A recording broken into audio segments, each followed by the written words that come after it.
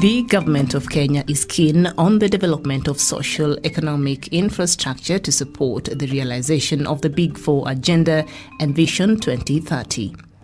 The ambitious infrastructure projects are aimed at opening up the country for business and bolster productivity, particularly in the agricultural, manufacturing and the service industry, as this would bolster employment opportunities. Part of these critical infrastructure projects include the ongoing 27-kilometer expressway linking Nairobi's Jomo Kenyatta International Airport and Nairobi's Westlands. Upon completion, the expressway will exponentially reduce travel times within Nairobi and thus help the country save man-hours, which is being lost in the traffic jams on a daily basis. The Lake Victoria Port Modernization Project to increase cargo handling capacity of the port and to increase Kenya's bilateral and multilateral trading within the region. The expansion of healthcare facilities to facilitate fruition of the country's universal healthcare coverage under the Big Four agenda. By speeding up movement of people and goods, the government is aiming to promote trading through reduction of travel times and costs.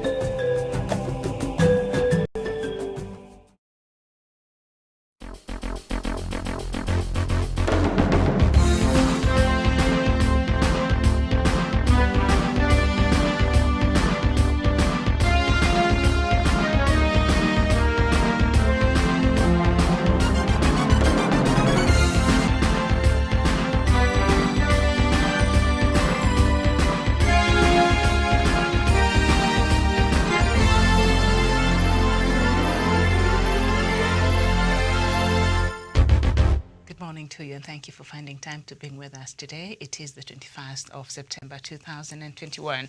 The show is Good Morning Africa, and we bring you the latest from Africa, particularly in Kenya, by going through the leading newspapers here. My name is Miriam Ogutu. Good afternoon, good evening, depending on where you're tuned in today. And before I bring in my panelists, I'll take us through quickly what we have on the headlines this morning. And I will start with the Standard newspaper.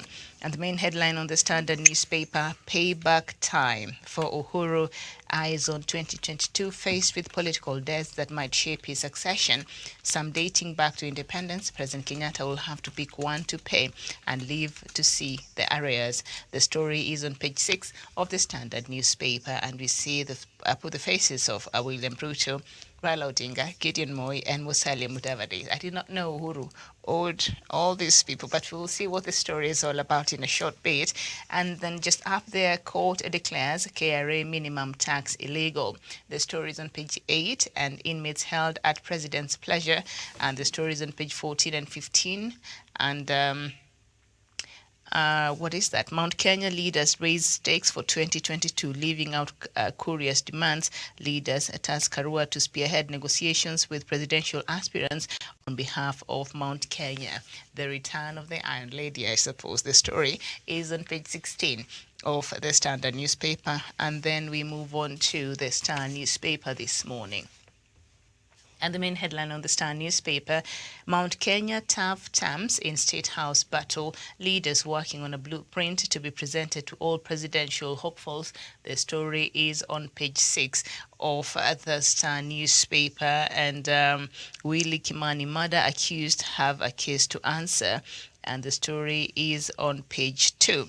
And why Uhuru Ruto should reconcile, that is an opinion piece by Michelle Wakienda. The story is on page 16. And Deputy President Ruto to unveil his hustlers blueprint next month. The story is on page 2. And freed Muslim scholar confused could sleep for 3 days. The story is on page 3 of the Star newspaper. And then I see a government pullout here for government tenders and opportunities. It is today on the Star newspaper, and sometimes it contains very important information and just an update of what the government of President Uhuru Kenyatta has been doing and things to do with his legacy. So we'll take a look at that separately. And then you go to the Daily Nation, and the main headline, return of Iron Lady. And a justice minister in President Mwai Kibaki's administration. She unapologetically defended his controversial re-election in 2007. Ms. Karua subsequently reportedly fell out with president's insiders following the appointment of Mr. Kenyatta as his deputy prime minister. And now we will see how that will work out for Kenyatta there. And party elections, big test for UDA. Bangold exercise could trigger fallout coming after recent protests. The story is on page 5. And big win for small businesses as court rules new tax illegal. The story is on page 25. And varsity raises fees. The story is on the back page. And the first-year students will pay double the fees their predecessors paid as the University of Nairobi implements its new charges. Undergraduate annual tuition and administrative fees have been increased from 28,000 to 59,000 for the government-sponsored students. All right, so power bills shocker on Friday. The Energy and Petroleum Regulatory Authority, EPRA, increased the full cost charge from 3 shillings and 77 cents last month to 3 shillings and 88 cents this month, the highest it has reached since July 2018, and the foreign exchange fluctuation adjustment from 68 cents to 76 cents per unit. The story is on page 10 and 11 of the Daily Nation. So joining me this morning is Samuel Tawish, a journalist from Nairobi. Samuel Tawish, a very good morning to you. Thank you for your time. Thank you so much, Miriam, for having me. Good morning to our viewers who are watching this program in Africa and the rest of the world. It's a great pleasure to join you on this program. Good morning, Miriam. Good morning to you. And we are also joined by Sharon Gitonga. Sharon, a very good morning to you and nice to have you on the show. A very good morning to you, Miriam, back in the studio, my panelist Tawish, and to all our viewers watching from whichever part of the continent. It is a pleasure to join you in this conversation this morning. Thank you. All right, nice to have you. And I have been requested that you just leave your video on. It's much better for the broadcast. So now let's just turn our attention to the Daily Nation as the last one finished reading there, and the story is the return of the Iron Lady. A bold politician who takes no prisoners, Ms. Martha Karua seems set for an influential role in the issuing horse trading on the national stage as the race for President Kenyatta's successor heats up following her endorsement as the official spokesperson for the Mount Kenya Unity Forum yesterday. First of all, let's just look at the official spokesperson for the Mount Kenya Unity Forum. Samuel Tawish, are you surprised that they would pick Martha Karua to be the one speak on behalf of this group? Thank you so much. Thank you so much once more, Miriam and Sharon Gitonga. And all our viewers. To begin with, Miriam, I do not think I'm surprised that Martha Karua, the NARC party leader, has been appointed rather by the Mount Kenya Leaders Caucus really to spearhead talks or negotiations as we head into 2022 general election. One is because I think the reasoning behind that particular appointment or the picking of Martha Karua is informed by the fact that Martha Karua is one of those leaders who are not, who have not sworn allegiance to either Deputy President William Ruto, former Prime Minister Raila Odinga, Musalia Mudavadi, Kalonzo Musyoka, Gideon Moi, or any of the presidential candidates or the prospective presidential candidates that we have at the moment. Therefore, she is best suited because, again, if you are to pick Moses Kuria, who is a sworn supporter of Deputy President William Ruto, it then means that maybe any kind of negotiations or talks that Mount Kenya, that will lead Mount Kenya really to vote in a particular candidate will have Moses Kuria actually bend towards Deputy President William Ruto. And so if you are also to have, say, for example, Kanini Kega, to come MP for Kieni coming out as a spokesperson for the Mount Kenya, you are likely going to see him actually it will be a foregone conclusion that he supports Raila Odinga. So if you have Martha Karua coming out as the spokesperson, she plays a very neutral role because she's not supporting any of the presidential candidates. I mean, as far as the open support is concerned, we haven't quite seen her come out and openly declare her support. That's why she said she should be allowed to pick her presidential candidate. She should be given time really to interrogate and decide which kind of the presidential candidate, one, Mount Kenya will be supporting, and second, what will be the benefit of the Mount Kenya people in as far as any coalition or negotiations towards the 2022 general elections is concerned. So I'm not quite surprised. Remember also Martha Karua played a very critical role during the Grand Coalition government, the formation of the Grand Coalition government in 2008, after the 2008 post-poll skirmishes, the one which was put by Kofi Annan, you remember. And I think in itself, it tells you this is a person who is experienced in politics. She's a lawyer. She's been a minister for justice in this very country. She's been a lawmaker for, I can't quite remember how many times, coming from Gishugu.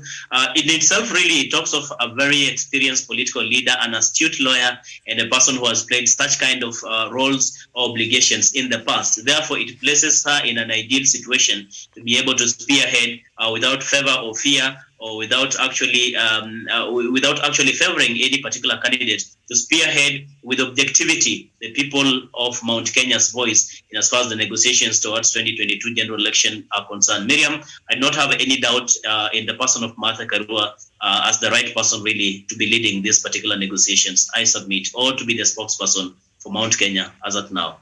Very well, thank you. Now, by being tasked to champion regional interests, Ms. Karua, who has been out of an elective position since 2013, is expected to assume a higher political profile, particularly in a region that is without a clear leader, as President Kenyatta retires next year.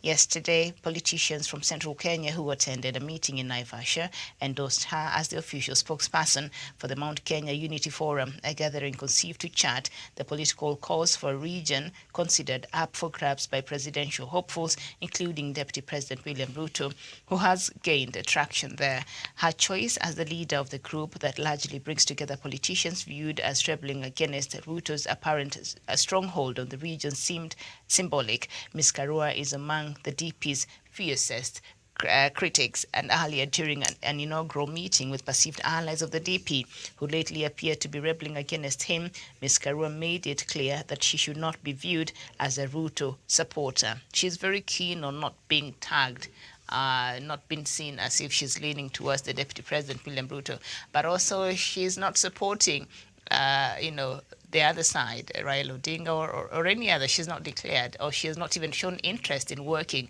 with these other presidential hopefuls that have expressed their desire to run for next year's election. So you brought in the issue of neutrality, I think, in this regard.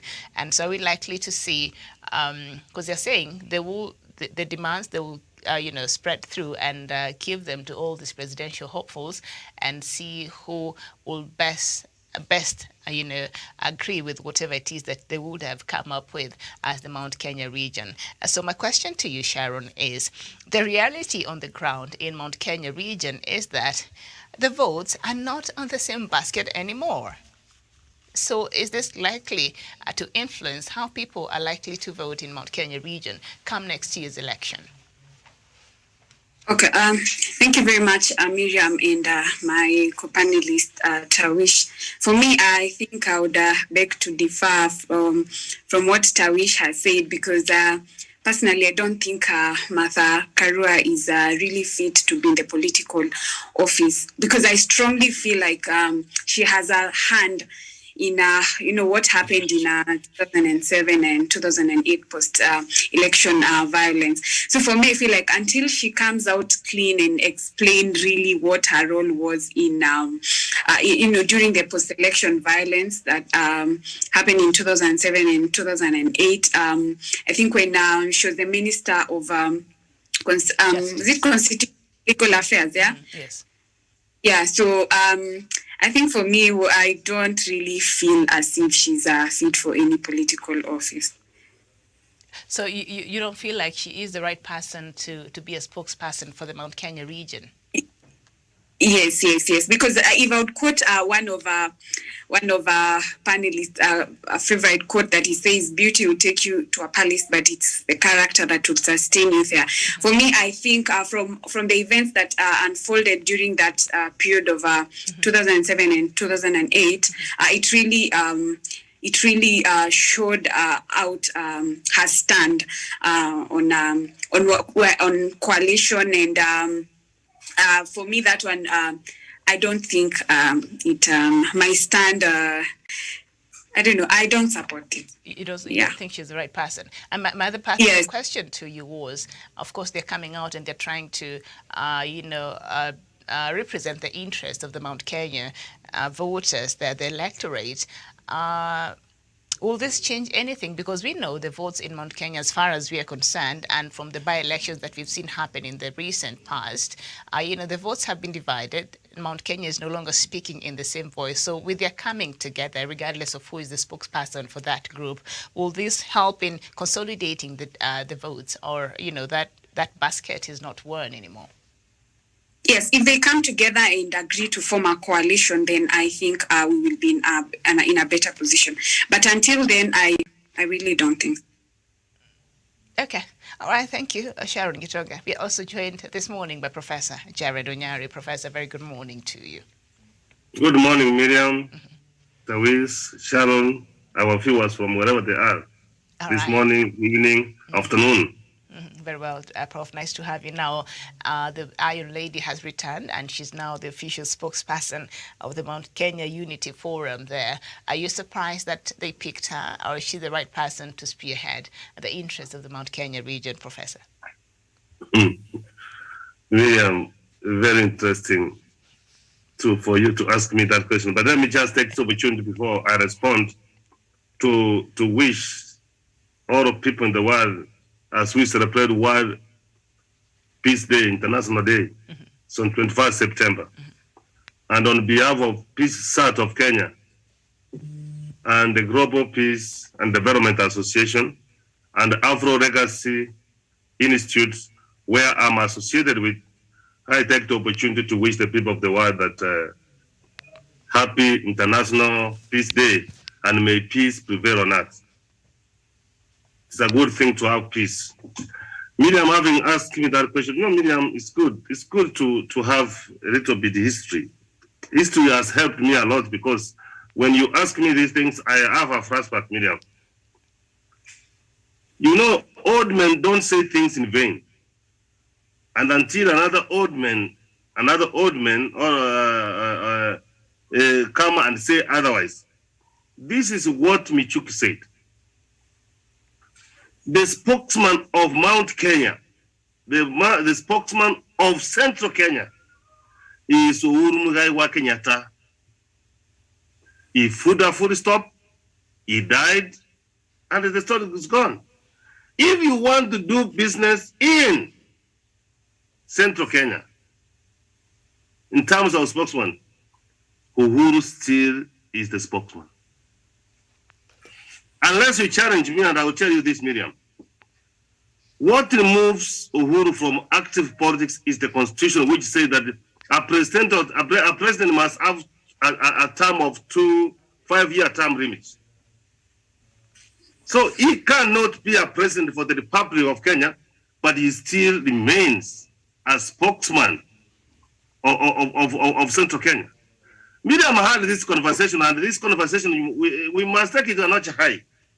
Uhuru is retiring at a relatively young age, at 60. He will be exiting the stage. And in fact, in terms of politics now, I wish you can bear me witness that Uhuru has matured, and we need his services. And I can tell you for a fact, Miriam, watch this. Uhuru will be given a special assignment by African Union or United Nations. He has matured in the politics. Miriam, to bring Papa together, Papa, and they embrace the country, Miriam, and they have not completed the business, Miriam, of building a one Kenya, as Miomocha, Miriam. So be it as it is may, when the elders have said that the John Michuki, Miriam, how dare you bring Martha Karua to say that she's a spokesperson for the Central Kenya, Miriam? And I entirely agree with Sharon. How did Martha Karua leave the limelight of politics? Don't you see that she walked away on the president? See, because some people have been appointed judges and you have not been consulted, is it your government to be consulted? And she walked away. And the people of Kirinyaga and then she stood for the president have rejected him, Miriam. Have rejected her. The point I'm building, Miriam, you just rewind. You don't need to go to the video. You just rewind and see the roles he played in post-election violence, Miriam. Even she was very nasty to Kofi Annan, one of the persons, the eminent persons. Mm-hmm. And he said, "Now I'm not going to handle this person. I will go to the principals." And when he went to the principals, Miriam, Kofi Annan, the late Kofi Annan, had this to say that I have a deal for the people of Kenya. What am I saying?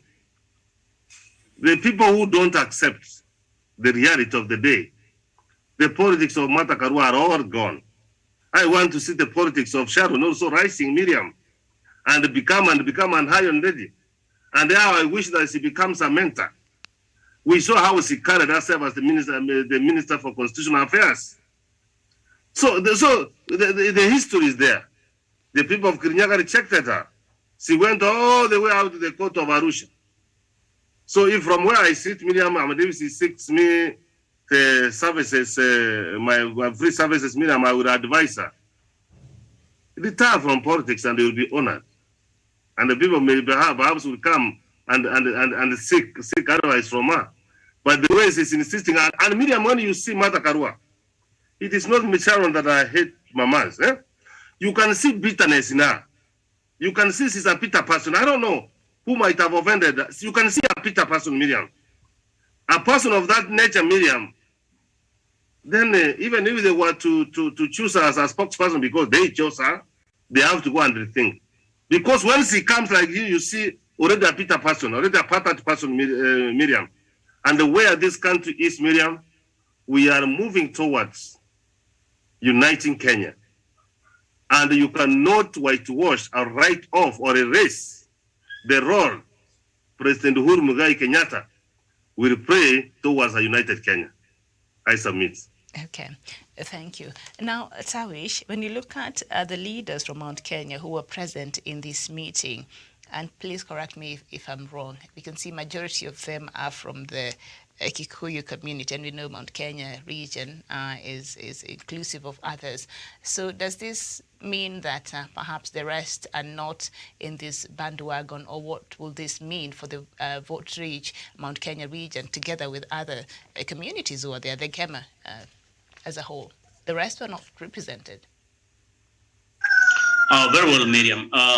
You remember when they made announcement that Martha Karua was going to be the spokesperson for Mount Kenya. I think they fell short of being specific that she's going to be the spokesperson for the Kikuyu nation. And in particular, in as far as negotiations towards the 2022 general elections are concerned, and a caucus that is going to espouse the interests of the people of Mount Kenya and all the Kikuyu nation for that matter.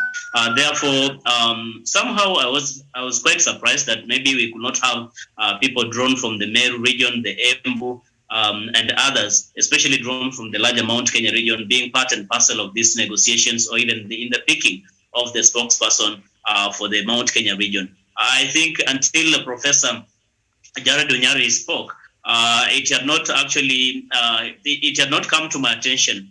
I was not reminded of of course, the fact that Martha Karua is one of those leaders who have been playing a grandstanding. And I think Sharon did also bring that perspective, the person of Martha Karua, and especially in the negotiations of the 2008, we remember the Grand Coalition. William Ruto was leading the ODM side on the other hand, and Martha Karua on this other hand, people of grandstanding, people who cannot make any truce or compromise. They cannot easily make truce or compromise. I don't know the reasoning behind why these leaders, drawn from what I will call Kieleweke and Tanga, settled on Martha Karua. Perhaps it's because of her grandstanding. Maybe they felt this is one person who cannot easily be compromise, a person who cannot easily melt. But I think in going into negotiations of whatever nature, you need a person who can easily melt down their hearts, a person who can listen, a person who can have a compromise, a give and take. But I do not think really that is in the person of Martha Karua. And just like the other panelists have indeed mentioned, I'm wary that maybe by the end of the day, we may have grandstanding even as we get into this 2022 general election. And I'm happy Professor Jared Onyari has also brought in the aspect aspect of President Uhuru Kenyatta being the standing spokesperson for the Mount Kenya people. The Michuki Declaration, of course, declaring Uhuru as the spokesperson for the Kikuyu Nation or the larger Mount Kenya, I think it still lives up to date. And until when President Uhuru Kenyatta decides to choose someone else or exits the political stage completely, active politics, maybe he will give a direction as to who will be succeeding him come the as far as the Mount Kenya spokesperson is concerned. But as it is today, I think there's a lot of fiasco coming from Mount Kenya. And that was why you see the likes of Mwangi Kiunjuri, Gatundu South MP, of course, Moses Kuria. Is it Gatundu North or Gatundu South, I believe? And of course, the other side that is being led by Peter Kenneth, Kanini Kega, and others also were leading a different faction. But by the end of the day, they're coming together and trying to see. Because the most important thing for the Mount Kenya marchers, they have a huge voting bloc. They have to make sure that they head into 2022 general election as a united front. If they go disintegrated, that in itself also reduces its bargaining power. And I think that is what it's giving these leaders sleepless nights and thinking just how best they can consolidate support at home and use it as a powerful bargaining tool for any prospective or promising presidential candidate as we head into 2022 general election. But as Professor Onyari did say, I don't think that there's a vacuum in as far as who the spokesperson in Mount Kenya is concerned. But again, I don't understand why they're doing this. It is just a matter of time. I'll wait and see. We want to see how this is going to unfold and what interests really are hidden. What motive is driving such kind of initiatives that we can have a parallel office or center of power as far as who the spokesperson for Mount Kenya is concerned. The same is not disputed in Lower Nyanza, for example, where you have Raila Odinga. You go to, for example, in Lower Eastern, Ukambani. There's also a bit of some infighting, but Kalonzo Musyoka remains undisputed spokesperson for the Lower Eastern region or the Kamba community. And I want to see really how this is going to unfold as we head into 2022. President Uhuru Kenyatta says he's still roaring. He will come back and roar when the right time comes. I don't know what is going to happen exactly. I just want to leave that space and see how things are going to pan out. Yeah, my submit. Okay, thank you so much. And before I come to you, Sharon, I'd like to go back to Professor. Professor, remember the installation and the coronation of the National Assembly Speaker, Justin Muturi, way back in May, and he was given the position of a controversial position of the Mount Kenya spokesperson, and that triggered a lot of division. That's when we saw the West and East fall apart. Will that have any bearing to the rest of the communities in the Mount Kenya region now that we see, the Iron Lady is back and with a powerful position this time? William, yeah, Justin Muturi need to be helped, Miriam. Whenever I see him, I always see him as a drunkard person. Even those elders were generous enough, Miriam, to just go on to the caves and just come out of the caves and say you are a spokesman. He has failed to carry himself as a spokesperson, Miriam. He went through the whole process. No, you can't go. Miriam, let me tell you about the elders of today, Miriam. Elders of the elders whom I used to know and the which knows them, when elders sit down, Miriam, they mean business. But the elders of today, you can just buy them a few coins, Miriam, and a few goodies, and they can go and enthrone you.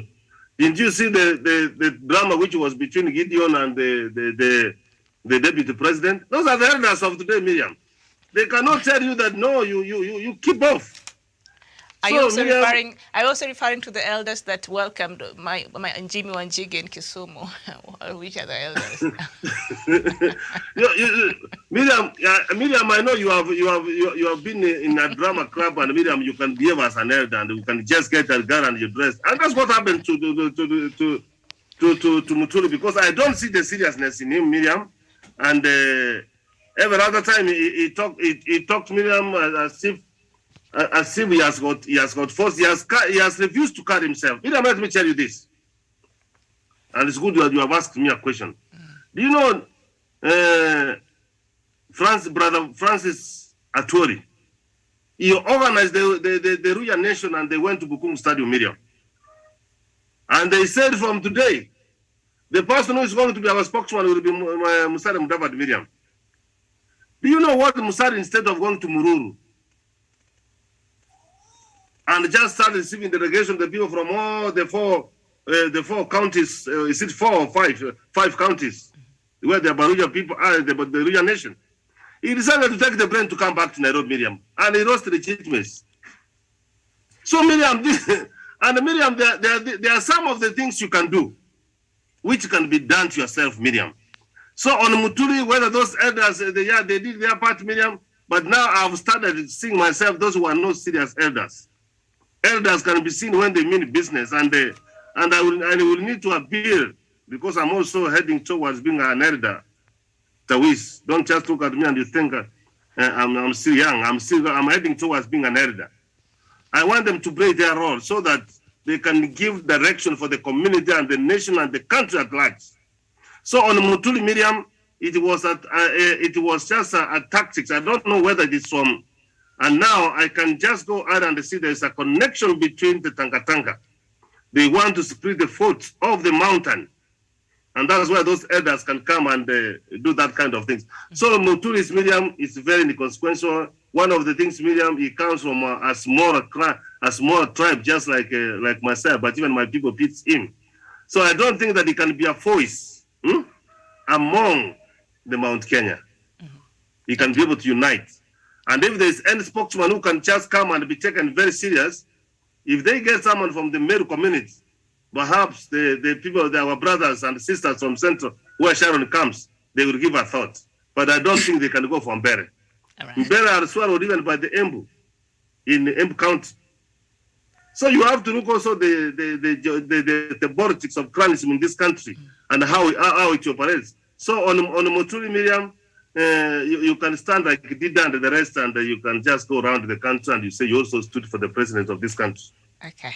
All right. And, it is last week he had an interview with a leading radio station in the country, and he was asked about his thoughts on how Deputy President's allies were removed from committees and other important positions in Parliament and party representations.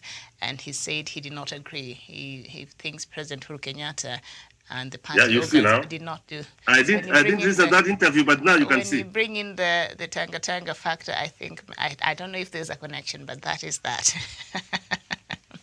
Now, on page 5 of the Daily Nation, the Deputy President William Ruto's United Democratic Alliance is set for its biggest test yet as it plans for grassroots elections next month. The party is under pressure to ensure popular aspirants prevail without being seen as favoring elected leaders who have stuck with Dr. Ruto despite his wars in the Jubilee administration.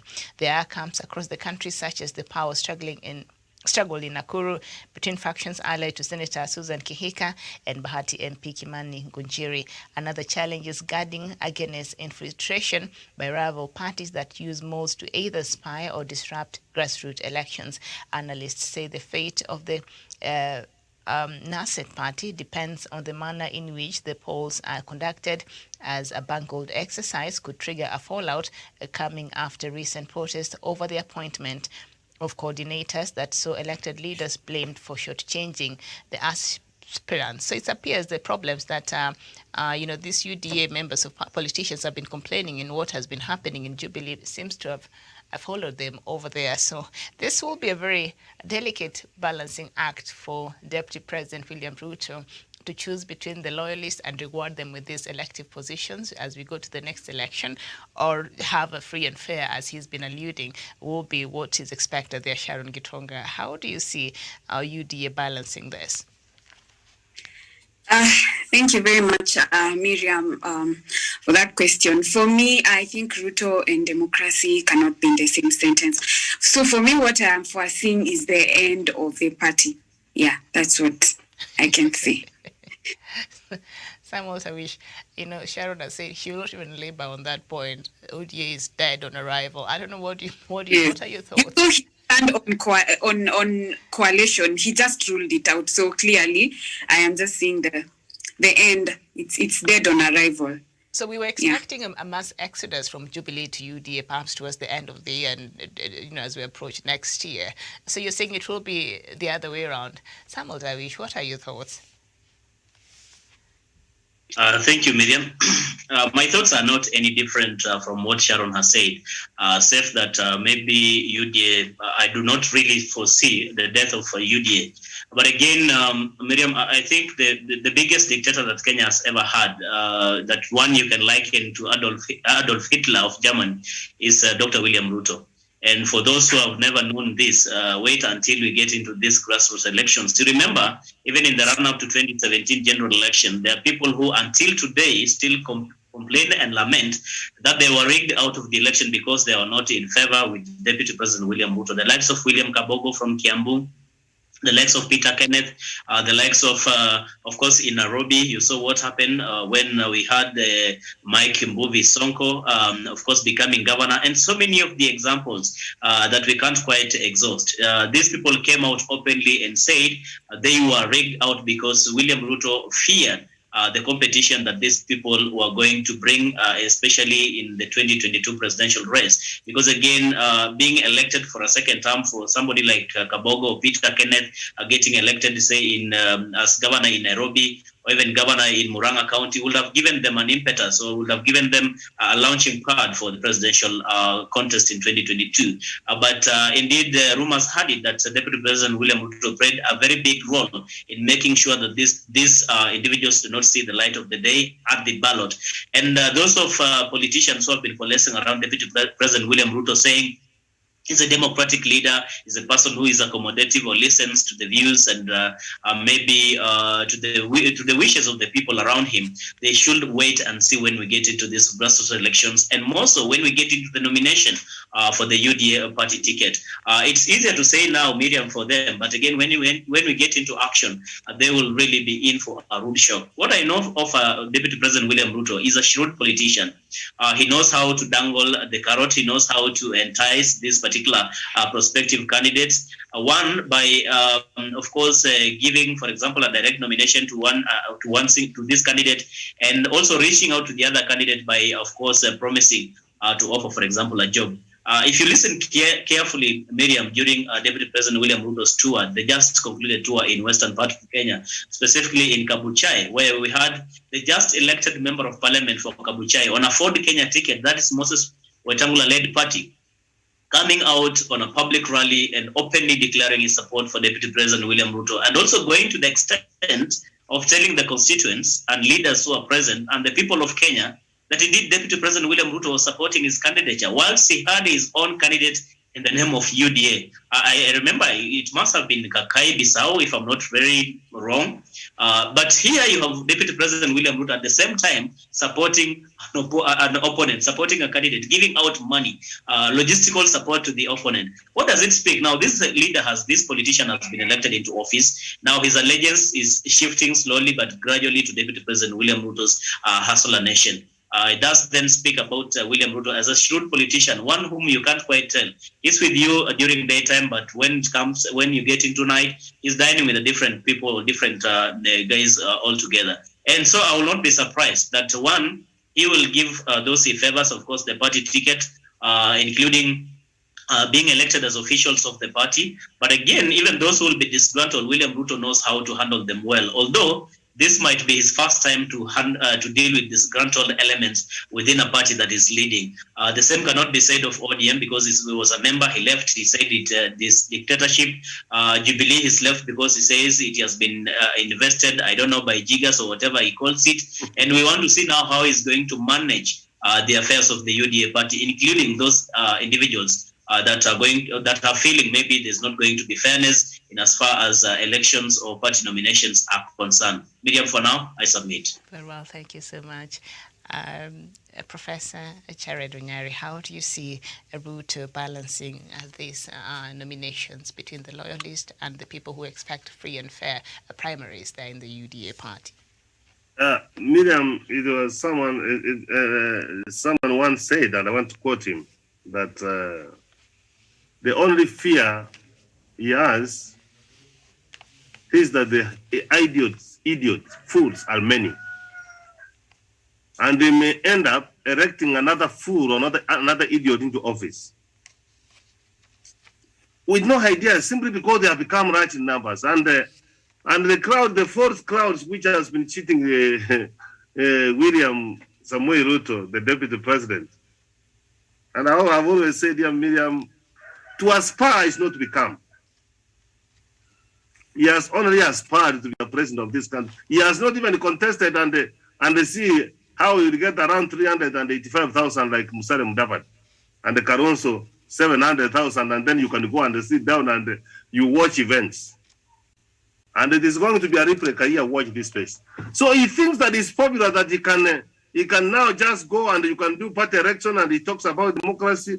My thoughts are not far away from what Sharon has said and Tawish. He thinks it's popular, Miriam. And I can tell you,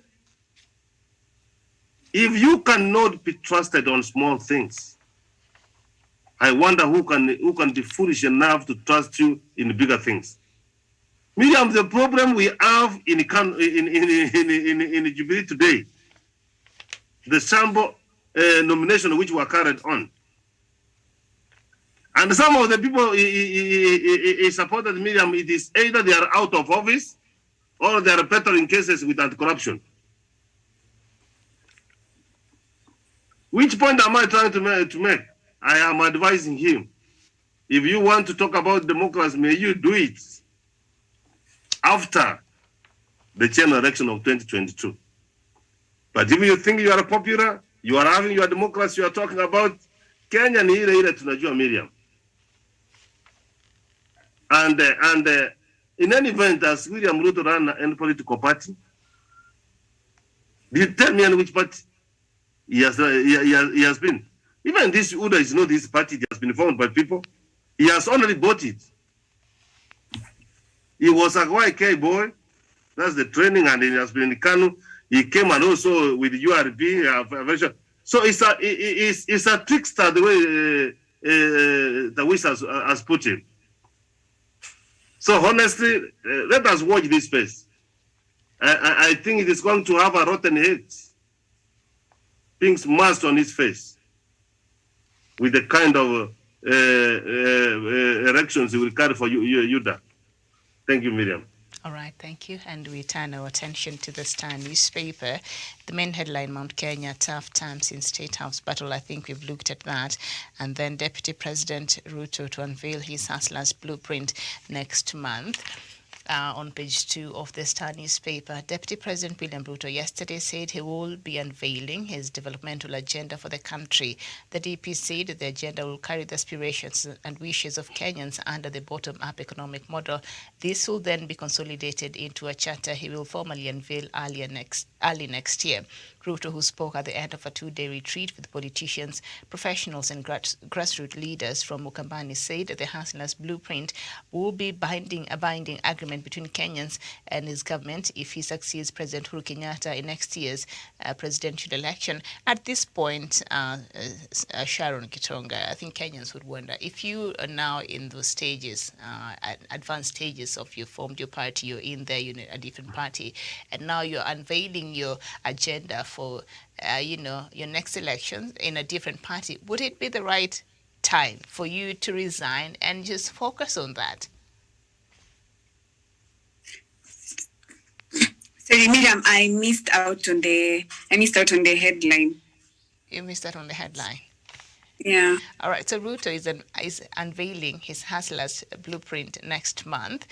He told the Ukambani leaders, yesterday he was meeting with Ukambani leaders, and he said the agenda will carry the aspirations and wishes of Kenyans under the bottom-up economic model.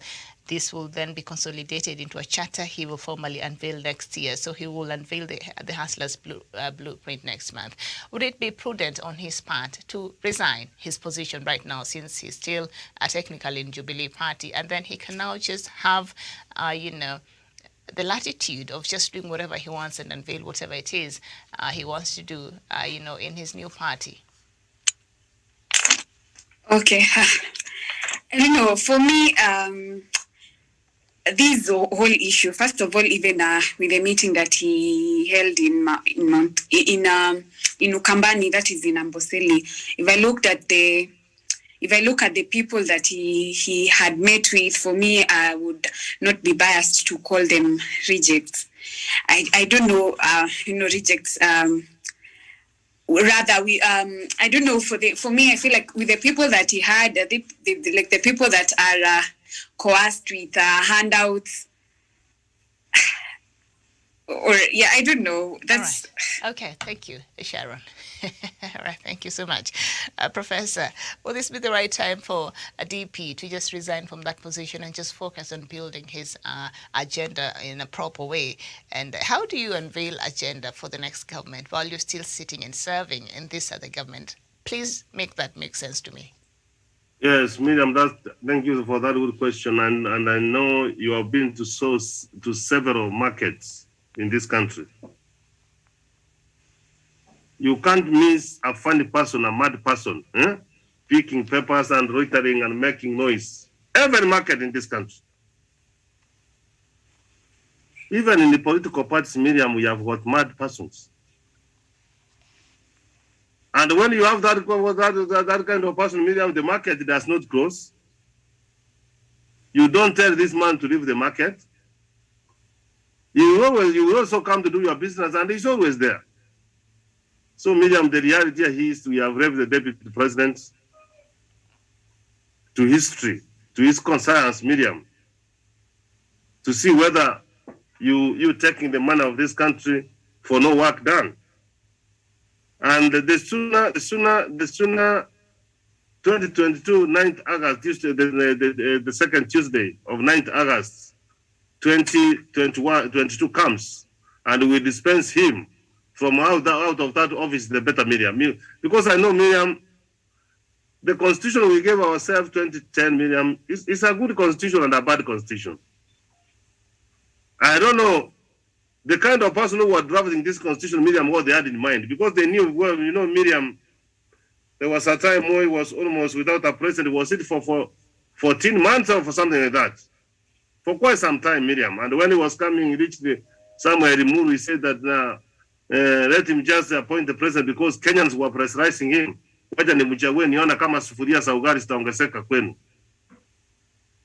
So when we were making the constitution, we said that let us protect this office.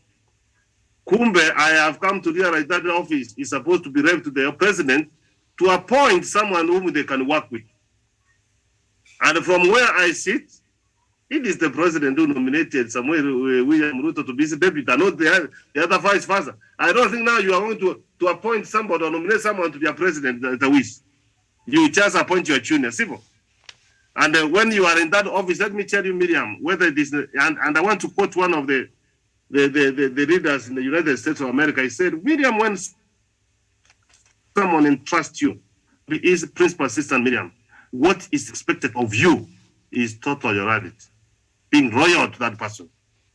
Loyalty is very key. He has failed this test. He's castigating in Jubilee. He's wearing yellow t-shirts, Miriam. A man of principle, and Miriam, that's why I cannot get my vote. Reasons being, is not a man of principle. If you have disagreed with the Jubilee, you don't say that we formed the government with this party and still you are clinging to it, and there's nothing good you are seeing in this government. So, Miriam, from where I sit, it is very unfortunate that this is what the deputy president is doing, but let us leave him to history. The children are going to study a very, very, very, very sad history, because all the years he has been from 9th March 2018, Miriam, he has written a story from the people of Kenya. I submit. Very well. Thank you, Professor Samuel Tawish. DP is set to unveil his agenda next month. Would it be, good manners for him to leave this other agenda that he does not agree with, so that he's free to just do whatever he wants and pursue his, his mission, whatever he wants to do, for the people of Kenya? Miriam, it has never been good manners. It will never be good manners. I mean, it's long overdue that we needed Deputy President William Ruto really to call it a day to quit the Jubilee government and concentrate on his personal ambitions to campaign for presidential elections come 2022 general election. But just like Professor Nyari did mention, William Ruto is not a man of principle, is not a man of ideals. We do not expect so much from Deputy President William Ruto when it comes to actually be a man of principle or a person who can walk the talk. He's been castigating the same administration, castigating the same president who is his boss, and at the same time also taking credit for its successes. This actually points to a person of double speak, a person of double standards, a person who is indecisive, a person whom Kenyans should really tread with a lot of care in as far as the 2022 general election is concerned, Miriam. First thing that William Ruto should have done, or the people of Kenya should task Ruto to do, is to have an audit of his performance ever since he became a deputy president in the Republic of Kenya for now virtually 9 years. What is it that he has achieved? Has he come out as a person who can be relied upon, not let alone even to be in any other elective position, Miriam, but to become the president of the Republic of Kenya? This is a very serious and critical post in the Republic of Kenya, the senior most political office in Kenya that you cannot just bequeath to any person, let alone Deputy President William Ruto. I mean, we need a person who is very serious, a person who is straightforward, a person who is honest, a person who is competent, a person who is corrupt-free, and a person who's ready and willing and is committed to unite all people across the country. But when you look into all those characteristics that I've mentioned, Miriam, William Ruto falls short of all of them. And in itself, therefore, he is not a suitable candidate really to be propelled into that high office. You've talked about him intending to launch a blueprint for this nation, a blueprint for his presidential campaign. Miriam, I do not have any trust or confidence in William Ruto because he knows how to do things. When he speaks so well. When he promises or gives pledges, he does so well. In fact, he gives lofty pledges and promises to a point that you will think is a messiah. You will think that is the only savior remaining on planet Earth, a person who is going to be a solution to all the problems that the Kenyan people have. But I do not believe so, because again, the track record speaks for itself. William Ruto promised Kenyans so many things, and I do not think he has delivered on any of those things. He hasn't quite given us a reason as to why he was not able to deliver as the Deputy President of the Republic of Kenya. If he cannot work with his boss, the president, how then will Deputy President William Ruto be in a position to work with those who will be junior to him? How will he be able to work with those who will be to the person who will be his deputy, or even with the cabinet? Because all this will be subordinate to him. All this will be junior to him in terms of the hierarchy of power is concerned. So if we have had this person so stubborn when he's deputy president, what then should we expect of him once he becomes president? God forbid. I hope Kenyans are clever enough not to give Deputy President William Ruto this chance to actually hoodwink them and elect him to become the President of the Republic of Kenya. I think we have so many other options, very suitable candidates for that matter, that Kenyans can opt for as alternative, but not Deputy President William Ruto. Regardless of how many blueprints, regardless of how many narratives or slogans he's going to come up with, I think Kenyans are clever than yesterday, and they will be able to discern and make the right choice and decision when they go to the ballot come 2022. For now, Miriam, I submit. Oh, wow, thank you so much. And all right, so only facilities giving 500 jabs weekly to stock Pfizer. Pfizer vaccines will be deployed in facilities that have the ability to vaccinate at least 500 people weekly, and that is in an effort to avoid any wastage. And then Auditor General flags 13 billion Kenya shillings unsupported ministry spending. I think this is important. Let's just have a quick look at it before we come to the end of the show. And taxpayers may have lost as much as 13 billion Kenya shillings in at least 13 state agencies, 3 national funds, and 5 donor-funded projects in the last financial year. Auditor General Nancy Gathungu revealed the details in a new report on the national government's books of accounts for the year ending June 30th, 2020. Of the 13 billion Kenya shillings, ministries, departments, and agencies failed to account for 3.1 billion Kenya shillings, 2.3 billion Kenya shillings involving national funds, and 8.6 billion Kenya shillings in donor cash. Failure by the entities to fully support payments cast doubt on the authenticity of the reported expenditures, says Gathungu. And this is not the first time that the new Auditor General has, brought up such reports when it comes to wastage in public funds in the counties, and now we see the ministries. But I've never heard any like EACC or these other bodies that are supposed to be investigating further take up these matters. Is that not really supposed to be happening there? Professor Jared Onyari, if really we are to fight corruption effectively? Not just a report, but we need to see action after those reports are presented to public. Miriam, that is very good from the side of the Auditor General Office. But Miriam, more than 685 billion. My head is spinning. Is lost from our national kit every financial year, Miriam.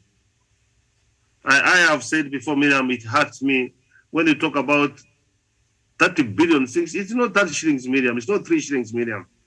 It's not 3,000 shillings, Miriam. I don't know. And I've always said to Miriam that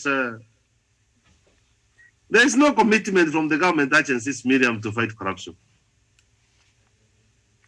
And I don't want to doubt the president, but the fact that I saw one of his cabinet secretary, Miriam, and being hammered and going to jail, although he paid 3.6 million as a fine. Miriam, the rest of the people are not committed in fighting corruption. That's what, from where I sit, Miriam. You know, Miriam, this country, we are the most highly taxed people in the world. And we don't get for our taxes. And soon, Miriam, when Kenyans are going to see that no justice is going to come from anywhere, Miriam, they will take the law to their hands, Miriam. They will start mob justice, Miriam, because they know very well if you steal from them, there's nowhere you can go. These are our brothers and sisters, Miriam, and we know who has stolen. The Wish knows one of his brothers back at home, Miriam, or cousin, or just this. He's merely earning not more than 20,000. But Miriam, you see, this kind of person doing things, investment of millions and billions of shillings, Miriam. So Miriam, from where I see it very unfortunate that the Auditor General gives that report, Miriam, it will go to Parliament, Public Accounts Committee, Miriam, which scrutinizes the Auditor General's report. Those committee members of PAC will be given a few cents, Miriam, and they will not even go through the report. Very unfortunate, very sad for the people of Kenya. May God have mercy on this nation, Miriam. Okay, Professor. Now, the Health Ministry was the biggest violator, failing to explain the expenditure of 1.24 billion Kenya shillings. The Devolution Ministry failed to support 720 million Kenya shillings, being 660 million Kenya shillings in unconfirmed transfers to 22 counties and 60 million Kenya shillings on air tickets. What are you buying 60 million Kenya shillings on air tickets to where in one financial year? Really? Okay. And then the ICT department did not account 20 million Kenya shillings, 220 million Kenya shillings used to rehabilitate the Ruaraka Data Center following a fire. Okay, Sharon Gitonga. Okay, thank you very much, Miriam. And I agree with what Professor Jared has said. Indeed, it's a very, very unfortunate incident. And I don't know, until we have a commitment from the said agencies to fight corruption, I clearly don't know where we are headed to. You heard when the president say we lose almost, or rather more than 2 billion in a day. And it's a mess. I think for me, it's such a messy situation, and I don't know. Corruption is just a pandemic, and I don't know how we can just put our efforts together to just curb this issue once and for all, because it's very sad. It continues to overburden our citizens, us included. So I think we just need a solution once and for all. Because I feel like even the judicial, local systems have failed. Yeah. Okay. So where is that solution supposed to come from, Samuel Tawish, if at all? Well, I think, Miriam, we want to see other agencies that are tasked with the fight against corruption really swing into action, and swing into action in the sense that to see how they can help the Auditor General bring these individuals into account. I mean, swindling of public resources has become synonymous in this country. has become synonymous with individuals who have the privilege to be at the powerful offices, and they have been doing this at the expense of service delivery to the ordinary Mwananchi. And so you've spoken about the Auditor General reports, and this is not the first time, including even the previous Auditor General. So what is it then we can do? Because once this report is presented into the Public Accounts Committee of the National Assembly or even in the Senate, I mean, not much we expect as Kenyans from those particular, from our politicians, because more often they've been compromised. They've been given a few coins and they get to compromise what the objectivity of such kind of investigation. Therefore, the only organs that we can rely on to be able to bring these individuals into account, so the culprits that are involved in this particular vice, is the anti-corruption agencies, that is the Office of the DCI, the Office of the DPP, and others. They have to come out, the EACC, they have to come out and swing into action, because now if the Auditor General already has a report, a detailed report, I think they are just have to go and polish this report and act on that particular report and get these individuals actually arrested. I do not think that we're in deficit of laws, we're in deficit of resources to be able to actually arraign these individuals in our courts or even prosecute them or have them jailed. I think it is just an aspect of commitment and lack of will that we continue to have these individuals actually wrong. But again, it is unfortunate, like my other panelists have said, that all this is being done at the expense of service delivery to the ordinary Mwananchi. But how long are we going to continue doing this? How long are we going to continue, accommodating such kind of vices amidst us without taking action? So we challenge those in authority, we challenge the anti-corruption agencies to swing into action even before this report is handed onto the National Assembly to be debated and for them to carry out investigation. This is almost a compromised institution, if I should put it that way, because we do not want to continue massaging them. We haven't quite seen so much. There are so many other reports that have been handed to the National Assembly, especially Public Accounts Committee and others, the watchdog committees, but there's nothing tangible coming out of them. More often you see the reports that come out from them, it's like actually giving just trying to polish kind of those reports, trying just to massage those reports. They are not giving us a direction as to how we are going to deal with this corruption menace in our country. So I rely, like most Kenyans do, on the other anti-corruption agencies in the country, the EACC, the Office of the DCI, and the DPP to help us, and more so the court, so that this can, at long last, justice can be served to the people of Kenya. I submit, Miriam. Okay. Oh, well, thank you so much. And that brings us to the end of the show this morning. I think we've looked at all these stories, the headlines today. They shared the same stories. And on the My Government weekly review on the Star this morning, a couple of things that the government has outlined. It's the latest, the government has been doing, and state to streamline tea auction as it revitalizes troubled sector. Agriculture CS says a multi-agency team has recommended investigation and prosecution of persons found culpable for the many malpractices in KTDA Holdings, its subsidiaries and smallholder tea factories. And then, sorry, that was Siri.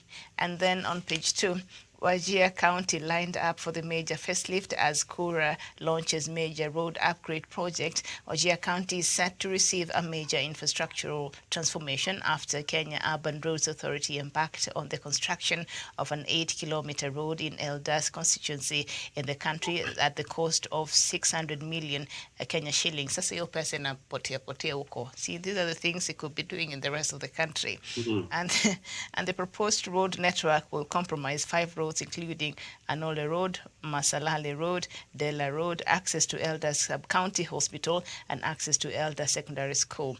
That is good. And then Magoha challenges parents to be actively involved in the education of their children. I know, Professor, you have a choice words for that, but I'll just keep that for now.